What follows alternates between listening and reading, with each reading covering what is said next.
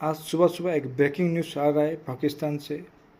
हाफिज़ सईद जो 26/11 का मास्टरमाइंड था, जो मुंबई में ताज होटल में अटैक किया था, उसका मौत हो गया है। ये कन्फर्मेशन नहीं है मगर ये कन्फर्मेशन ये है कि उसका भांजा मर गया है। ये हॉस्पिटलाइज है। ये भी न्यूज़ है कि मर गया, मगर ऑफिशियल कन्फर्मेशन नहीं है कि ये मरा है कि नहीं।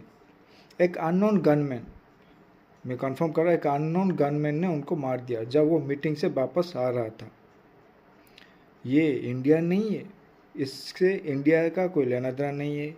इसमें इंडिया का रॉ एजेंट का कोई इन्वॉल्वमेंट नहीं है, ना इंडिया का अजीत डोभाल का कोई इन्वॉल्वमेंट है, ना अमित शाह ने कुछ किया। समझ रहे हो ना, समझदार को इशारा काफ़ी है। इसमें इंडिया का कोई लेना देना नहीं है।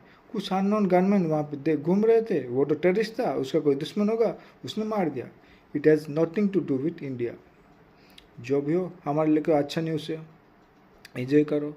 Don't forget to like, share and subscribe for more such update. Jai Shri Ram.